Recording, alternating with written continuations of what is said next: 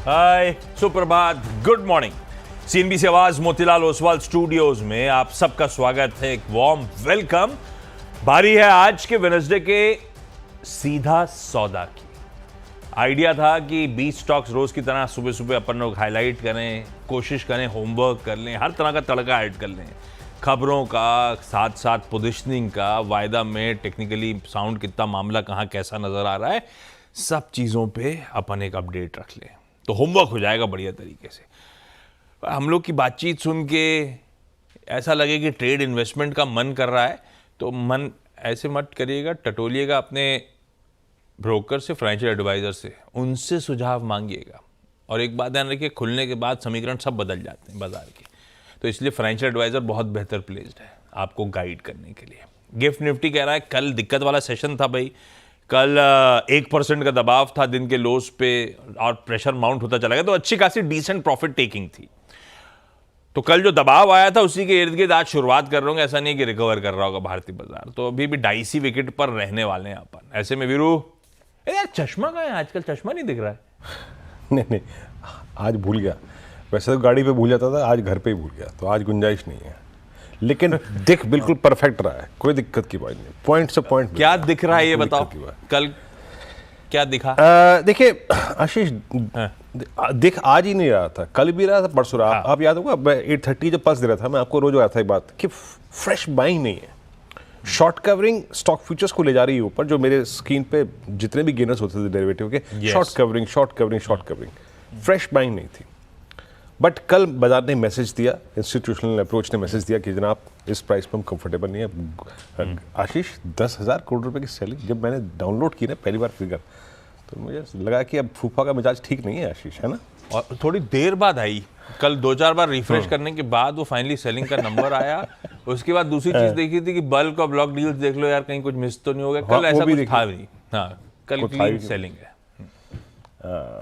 Selling है जनाब। और कल 10 डे मत निफ्टी तोड़ा है। तो देखिए, जैसे कि आशीष ने कहा, बाजार खुलने के बाद समीकरण बदलते हैं, लेट्स सी क्या करता है मार्केट। लेकिन बिलो 800 24,800 वीकनेस परसिस्ट करेगी, तो वीकनेस और स्ट्रेंथ को आप बाइसेक्ट कर सकते हो। इसी आधार पे मैं ट्रिम पिक कर रहा हूँ। देखिए, पहले कुछ 2 स्ट्रॉन्ग कैंडिडेट रखता हूँ और मिक्स रखा है आज, और वीकनेस और स्ट्रेंथ सबको बाइसेक्ट किया है। देखिए, कल मेरी टीम में एक स्टॉक था, that was union bank of India. क्या कमाल किया इसने, कोलैप्स होते हुए बाजार में भी डे हाई पर क्लोज हुआ 138.44 पे। प्लेसमेंट क्या थी, स्ट्रांग थी। बैंकिंग स्पेस में, मिड कैप बैंकिंग में, पीएसयूज में मोमेंटम था और वो इस स्टॉक में अंतिम दौर तक परसिस्ट करा। मैं उस भी को कैरी करता हूँ, कोई नॉट ए फ्रेश पर्सपेक्टिव, उसको कैरी करता हूँ since it's a big range breakout. 24 जुलाई 2024 के बाद की अब तक की सबसे स्ट्रांग ट्रेजेक्टरी पे शॉर्ट होल्डर्स कंफर्टेबल नहीं थे, वो बैकफुट पे थे, 10 लाख ऊपर ओआई में शेयर हुए। अब देखिए, अगर आपके पास व्यू बनाने के लिए अगर आपको चलना है व्यू पे, तो नेक्स्ट सप्लाई जोन परसिस्ट करता है 143 145 पे, और इमीडिएट बेस परसिस्ट करता है करीब करीब 135 133 पे। तो यूनियन बैंक की प्लेसमेंट स्ट्रांग है। And other one is CSC. Technically मेरा फेवरेट स्टॉक था ये, और आज से नहीं, मतलब आप समझिए करीब करीब 138 140 की ट्रेजेक्टरी से कल इसमें भी शॉर्ट्स बैकफुट पे थे। लुक एट आउटस्टैंडिंग वाई, करीब करीब 2.25 करोड़ का, उसमें से 31-32 लाख शेयर कल घटे। शॉर्ट होल्डर्स अनकंफर्टेबल थे। डे हाई पे जाके क्लोज हुआ, और याद रखिएगा डे हाई को कल की रीड कीजिएगा, क्या था वो 174 क्या था, 174 8 जनवरी 2025 का ब्रेकडाउन पॉइंट था जब इसने 100 डे में तोड़ा था। तो strength to persist above 170 171 and next supply point comes at 183।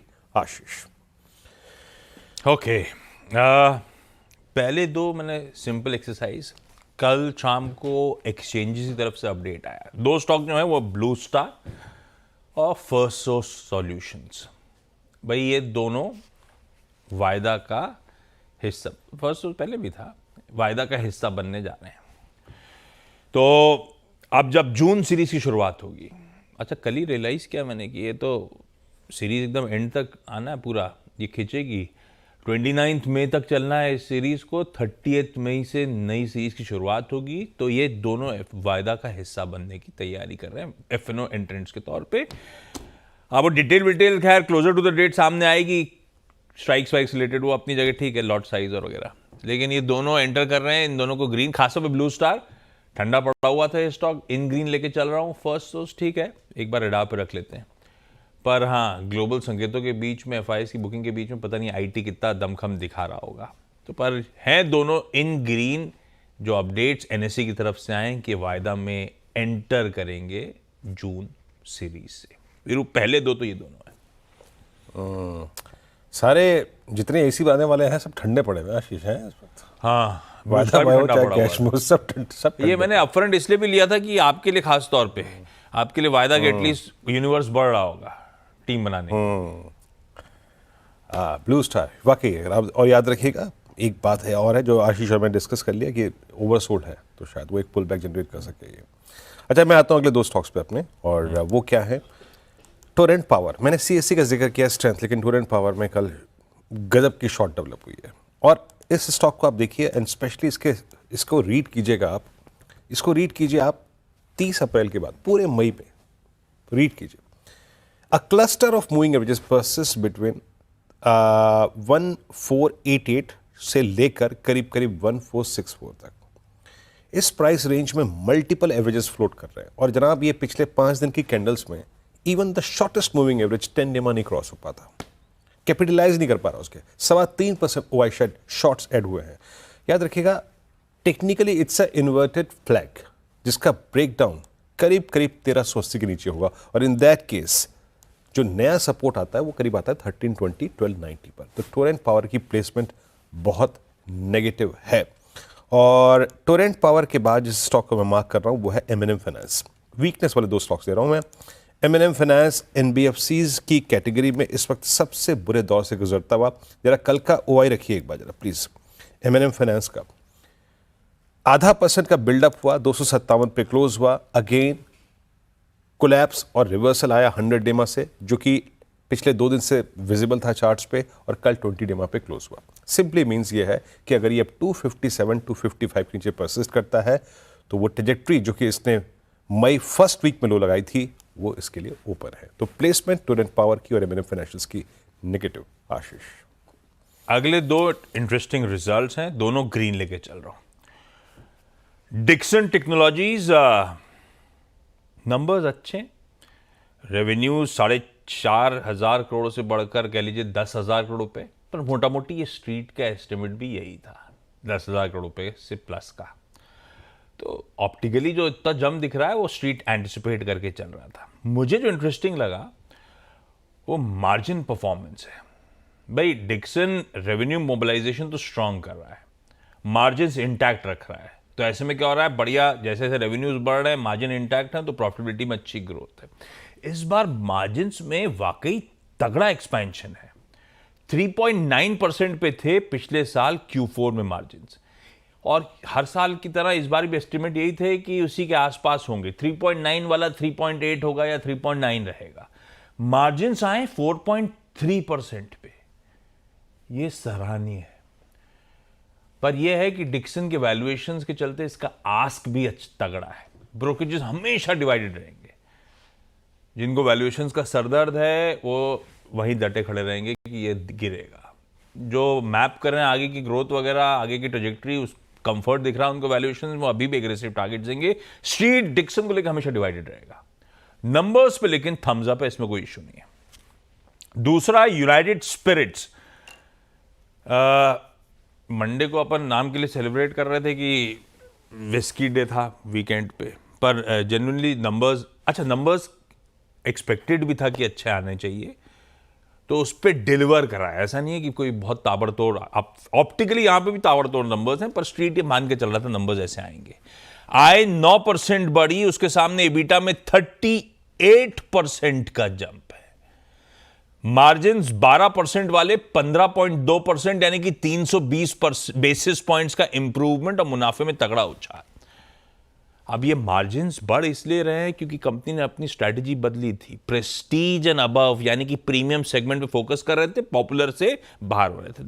दारू की कैटेगरी ये रहती है, प्रीमियम और नॉट प्रीमियम की, पॉपुलर और प्रेस्टीज एंड अबव। तो प्रेस्टीज अबव पे फोकस चल रहा है, वहीं से अच्छा ग्रोथ भी आ रहा है। वहां के प्रेस्टीज अबव के वॉल्यूम्स 9%, 9.25% के आसपास पहुंचे। पॉपुलर के वॉल्यूम्स गिर रहे हैं क्योंकि कंपनी डी फोकस कर रही है, 2.25% वहां पे गिरे।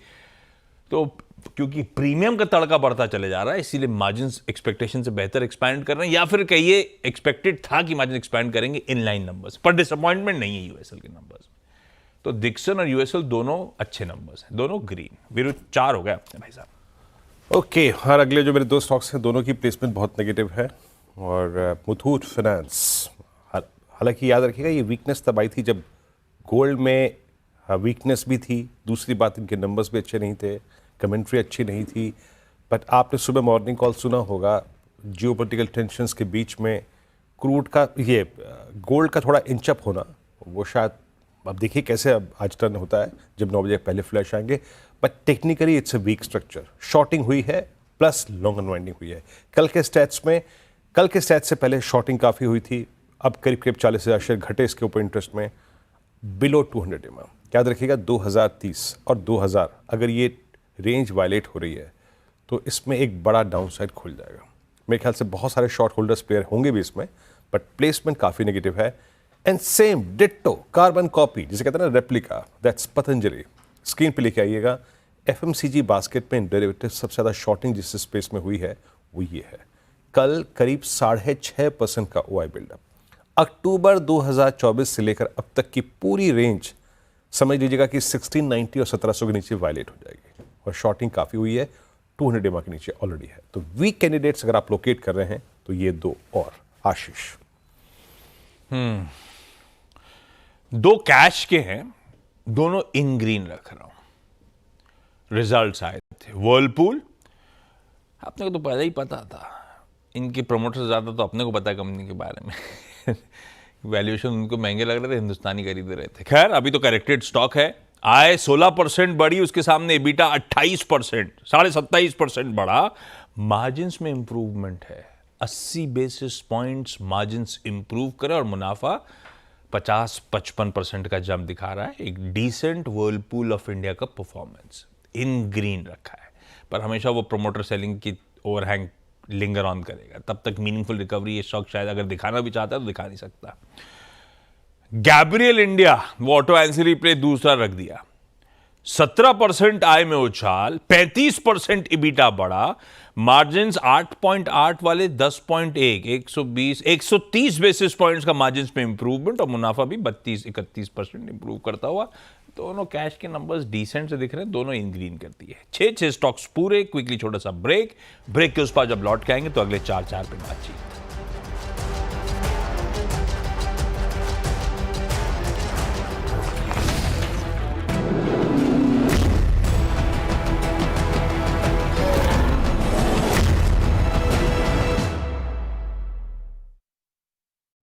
ब्रेक से पहले आशीष और मैंने 6 स्टॉक्स अपने रखे, तर्क और टेक्निकल सेटअप, डेरिवेटिव सेटअप सब दिखाया आपको। Not a sell, not a buy call at all, सिर्फ प्लेसमेंट, न्यूज़ और डेटा शेयर किया आपके साथ। अब आते हैं कुछ थीम्स पे। कल कोविड की बढ़ती फिगर्स के बीच में, हालांकि याद रखिएगा अभी भारत में ऐसी कोई स्थिति नहीं है, बट स्टिल सेंटिमेंट थोड़ा सा खराब था, और उसने थोड़ा होटल स्टॉक्स को बैकफुट पर लाके खड़ा कर दिया। इंडियन होटल्स, याद रखिएगा काफ़ी समय से ये दिक्कत में है, टेक्निकली प्रेशर झेल रहा है, सेलिंग झेल रहा है। कल आपके स्क्रीन पे लॉन्ग अनवाइंडिंग हुई, प्रॉफिट्स कैश में कन्वर्ट हुए, लॉन्ग्स को ना होल्ड करने की टेंडेंसी नजर आ रही थी। कल रिवर्सल कहाँ पे आया, कल कहाँ से आया? कल आया 3 एवरेजेस से, 20, 50, 100 तीनों से सप्लाई आई और डीलों पे क्लोज हुआ। कि शॉर्टिंग और लॉन्ग अनवाइंडिंग दोनों हुई इसमें। अगला सपोर्ट इसका आता है करीब करीब 735, यानी अगर 750 के नीचे सस्टेन कर रहा है तो 735 की तरफ इसकी 200 डेमा परसिस्ट करती है। उसको पॉसिबली अगर आप देखें वहां तक स्ट्रेच करने की कोशिश कर सकता है, तो रीड कीजिएगा इस स्टॉक को इन पैरामीटर्स के बीच में। और दूसरा है एफएसएन ई कॉमर्स, जिसे हम नाइका के नाम से भी जानते हैं। 10 डेमा के ऊपर होल्ड कर रहा है, और ये मेरी टीम में कई बार था, इसको मैंने आई थिंक 174-75 से मैं रीड कर रहा था। स्ट्रॉन्ग स्विंग जनरेट किया 205 तक। कल कूलिंग ऑफ हुई, लेकिन उसके बावजूद अगर आप देखें कल लेटर हाफ में थोड़ा सा पुल बैक भी लिया इसने। शॉर्ट कवरिंग हो रही है यहाँ पे, ओआई शेड प्राइस अप। तो अगर ये स्टॉक, पहली बात समझ लीजिएगा, अगर 10 डेमा को होल्ड कर रहा है 195-96 तो स्ट्रॉन्ग रहेगा, और in that case 205 is open for Nykaa. Ashish नहीं, कल कुछ तो था, आप सही कह रहे हो, बहाना बन गया हो सकता है कोविड का रिसर्जेंस। अदर स्टॉक स्पेसिफिक तो मूव्स उस तरह के दिखने लगे थे। जैसे आपने होटल्स की बात करी, वैसे ही 2 स्टॉक और फायर करिएगा। मेट्रोपोलिस का इंट्राडे और डॉक्टर लाल पैथलैब्स का। जाते जाते कमजोर बाजार में इन स्टॉक्स में एक्यूमुलेशन देखने को मिल रहा था। तो अब देखते हैं, बहाना बन गया क्या मामला है, जो भी है। कल का सेशन तो दिक्कत वाला था। खैर, आज अगले स्टॉक्स में दो लाल में, एक तो केपीआर मिल्स रखा। आवाज की एक्सक्लूसिव कहती है कि प्रमोटर्स 3.2% हिस्सा, 70 के आसपास बैठे हुए हैं, 3.2% हिस्सा बेच रहे होंगे, यानी कि करीब 1200 करोड़ रुपए के आसपास के लार्ज ट्रेड आज हो रहे होंगे। 1107 रुपए की फ्लोर प्राइस, 1230 पे बंद हुआ था कल। और ये जरा चार्ट खोलिएगा 3 महीने का या 6 महीने का, केपीआर में खूब एक्यूमुलेशन हुआ था। अब प्रमोटर्स की सेलिंग हो रही है, तो सीएमपी से 10% के आसपास के डिस्काउंट पे हो रही होगी ये बिक वाली, अप टू 10%। तो मैं इसको लाल लेके जा रहा हूँ। और इंटरेस्टिंग है, अपन तो सब मान रहे थे टेक्सटाइल के लिए बड़ा स्वीट स्पॉट, बांग्लादेश वाला इशू अपने टेक्सटाइल इंडस्ट्री के लिए पॉजिटिव, चाहे वो पॉलिटिकल डेवलपमेंट्स हो या बॉर्डर्स अपने जो सील कर दिए अपन ने, या फिर यूके के साथ जो ट्रीटी हुई और बाकी एफटीएस जो लगे हुए हैं लाइन से, तो टेक्सटाइल स्वीट स्पॉट में आ रहा था। उस बीच प्रमोटर्स बेच रहे हैं, लाल रखते हैं। कंपनी तो खैर अच्छी पेडिग्री की थी। जेके टायर आज लाल है क्योंकि अब नंबर्स डिसअपॉइंट कर रहे हैं। पहले वो सीएट आया, पहले वो एमआरएफ आया, तो बहुत अच्छे नंबर्स थे। उसके बाद अपोलो पस पड़ा था, अपन ने कुछ दिन पहले मेंशन करा था। जेके टायर भी मजा नहीं आ रहा है। आए 1-1.5% ही बढ़ी, उसके सामने एबिटा तो 25% गिर गया। मार्जिन 13% वाले 9.7% पे आ गए, यानी कि 330 बेसिस पॉइंट्स का दबाव है। और मुनाफा आधा हो गया, ऑलमोस्ट 42-43% गिरा है साल दर साल। जेके टायर्स लाल है। तो केपीआर मिल्स उस लार्ज ट्रेड के बीच शायद, और दूसरा जेके टायर्स वीरू नतीजों पे लाल रखा है। मेरे आखिरी दो स्टॉक्स आशीष, ये प्लेसमेंट ग्रीन है, हरा सकारात्मक व्यू। आईटीसी टीम में मैंने कल भी उल्लेख किया था, कल भी अच्छा चला ये। कल इसने इस दौर का सबसे हाईएस्ट लेवल छुआ, करीब करीब 442 का। हालांकि बाद में थोड़ा सा रिट्रेस हुआ, बाजार के साथ कूलिंग ऑफ हुई, लेकिन ये प्रोस्पेक्टिव सिर्फ आज का नहीं है, ये आज कल परसों सबका है।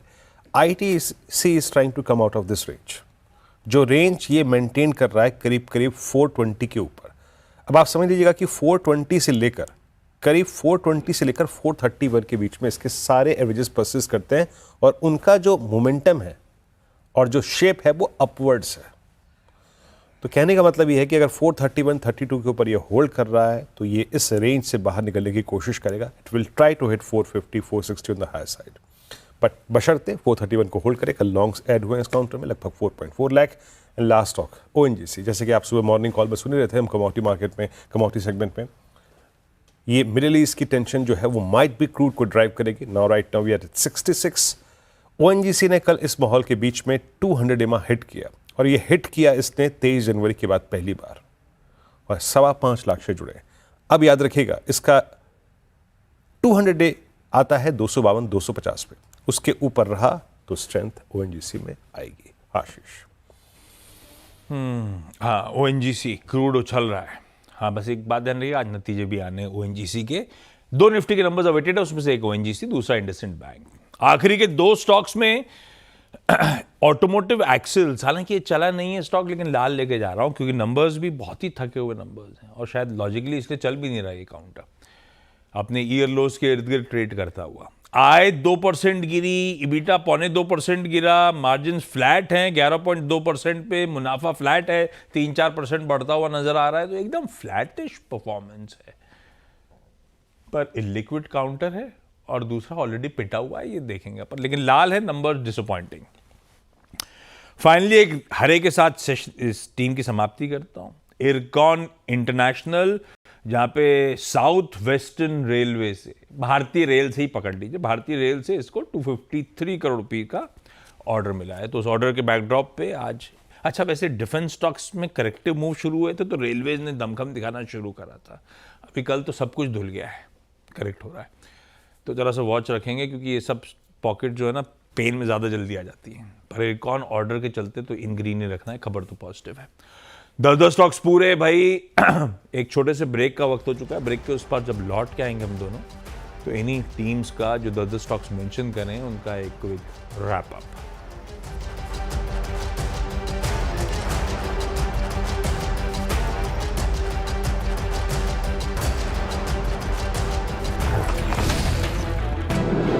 की टीम हरे और लाल निशान के बीच में मिक्स्ड। देखिए बैंकिंग में कल यूनियन बैंक में काफ़ी स्ट्रेंथ थी तो उसको मैंने पिक किया। बाकी सीएससी में अच्छी खासी स्ट्रेंथ थी। प्लेसमेंट नेगेटिव आज इन सभी स्टॉक्स की है। टोरेंट पावर, एमएनएम फाइनेंशियल, स्मूथवुड फाइनेंस, पतंजलि, इंडियन होटल्स। और स्ट्रेंथ जहां पे थी उसमें था आईटीसी, ओएनजीसी, क्रूड का फैक्टर और नायका। आशीष, मेरी 10 की टीम भी आपकी स्क्रीन पर आएगी। अलग अलग रीजन के चलते 10 स्टॉक्स चुने हुए हैं। 2 एफएनओ इंक्लूजन्स, ब्लू स्टार और first, Dixon, united spirits, Whirlpool, Gabriel नतीजों पे। केपीआर मिल्स में शायद एक लास्ट ट्रेड, लाइकली की प्रमोटर्स बेचने की तैयारी कर रहे हैं कुछ चंक। जेके टायर्स और ऑटोमोटिव एक्सेल्स के नंबर्स थोड़े से फीके दिख रहे थे और एयरकॉन ने एक ऑर्डर बैक कराया। हालांकि कल रेलवे स्टॉक अच्छा खासा करेक्ट हो रहे थे, ध्यान रखिएगा।